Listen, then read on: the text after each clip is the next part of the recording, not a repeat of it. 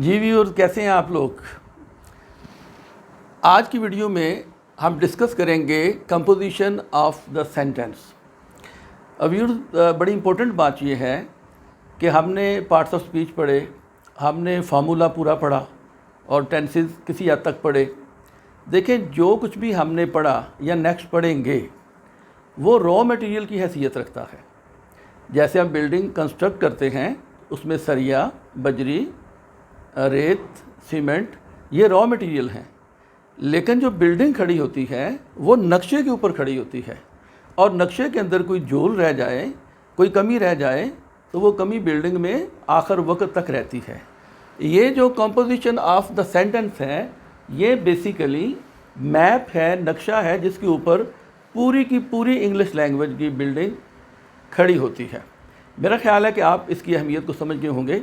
अब हम आपको बताते हैं बहुत मुख्तसर अंदाज में, आप बिल्कुल इसको तवज्जो से सुने और ख़ास तौर पे जो हमारे छोटे बच्चे हैं, स्टूडेंट्स हैं, वो इसको अच्छी तरह देखें। इसमें कोई ऐसा टर्मिनोलॉजी का ज़्यादा सिलसिला नहीं हम करेंगे, लेकिन अगर आज आप समझ जाते हैं और मैं आपको इस तरह समझा दूंगा कि आपको कभी इसको मज़ीद समझने की ज़रूरत पेश नहीं आएगी।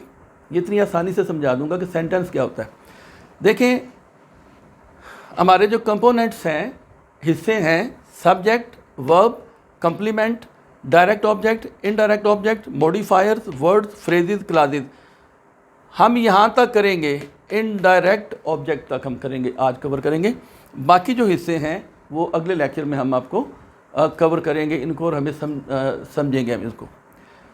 सबसे पहले देखिए जी, जो एक सेंटेंस है वो ये है सब्जेक्ट, वर्ब, कंप्लीमेंट। अब देखें, सबसे पहले वर्ब क्या चीज़ है, इसको समझ लेने से पूरे की पूरी आपको जो चीज़ समझ आ जाएगी। Verb is the word that describes an action और state of being. State of being जो है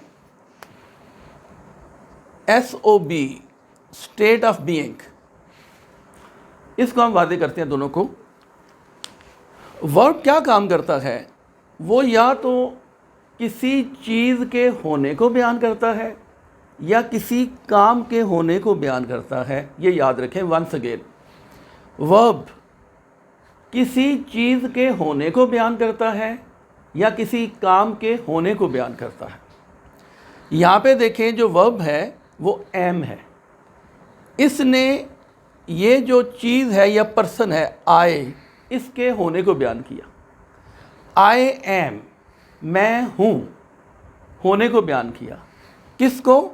किसी पर्सन को। यहाँ पे कोई थिंग भी हो सकती है, कोई चीज़ भी हो सकती है, पर्सन भी हो सकता है। आई एम, मैं हूँ। तो वर्ब ने किसी चीज़ के होने को बयान किया। जिस चीज़ के होने को वर्ब बयान करता है उस चीज़ को, उस सेंटेंस का सब्जेक्ट कहते हैं।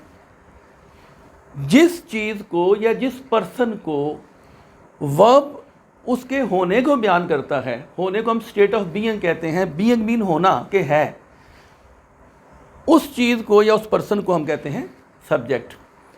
अब ये क्या चीज़ है? I am a teacher. देखें, जब ये कहा गया आई एम, मैं हूँ, तो उसका होना साबित हो गया जी कि मैं हूँ साबित हो गया, लेकिन थोड़ी सी कमी बाकी रह गई कि आप हैं, बिल्कुल पता चल गया, लेकिन थोड़ा सा मज़ीद बताएं कि आप क्या हैं। तो यहाँ पे लगाया a teacher, I am a teacher, मैं एक टीचर हूँ। तो ये टीचर जो है इसने वर्ब के मीनिंग को कंप्लीट किया, वर्ब के मीनिंग को कंप्लीट किया, लिहाजा हम इसको कंप्लीमेंट कहते हैं, ई के साथ कंप्लीमेंट। ठीक है जी। सब्जेक्ट क्या है? वर्ब जिसके होने को बयान करता है। कंप्लीमेंट क्या है? सब्जेक्ट के अंदर मीनिंग पैदा करता है ताकि सेंटेंस मीनिंगफुल हो जाए। रेयर थिंग्स आर एक्सपेंसिव, ये सब्जेक्ट है, आर वर्ब है, इसने इसके होने को बयान किया कि रेयर थिंग्स हैं और फिर एक्सपेंसिव हैं।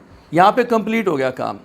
She will be a nice lady, will be का मतलब है होने को फ्यूचर में बयान किया गया।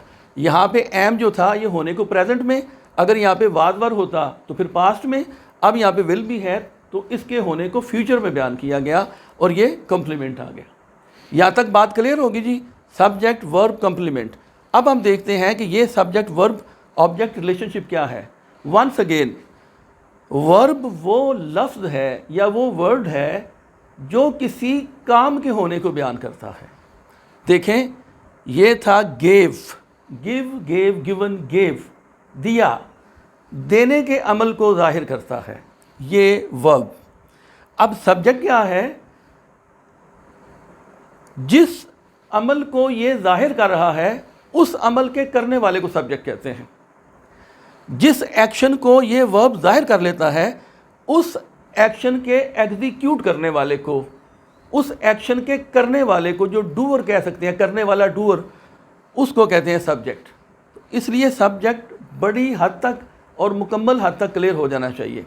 यहाँ पे सब्जेक्ट जो है वो जिसको वर्ब होना साबित करता है वो है, और यहाँ पे जो सब्जेक्ट है जिस एक्शन को वर्ब ने बयान किया है उस एक्शन को करने वाले को सब्जेक्ट कहते हैं। और ये जो क्या है, ये आगे फिर हमारे ऑब्जेक्ट हैं। और he gave me a book, इसमें जो अ बुक है ये डायरेक्ट ऑब्जेक्ट है और मी जो है इनडायरेक्ट ऑब्जेक्ट है। डायरेक्ट ऑब्जेक्ट कौन होता है?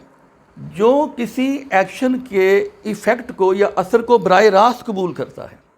मिसाल के तौर पे मैं आपको किताब देता हूँ तो मैं क्या करूँगा? देखिए, मैं देने का अमल कर रहा हूँ और मेरे हाथ में किताब है ये, तो देने के अमल को जो असर था या अमल था उसको पहले किताब ने कबूल किया, फिर दूसरे बंदे ने किताब को लिया।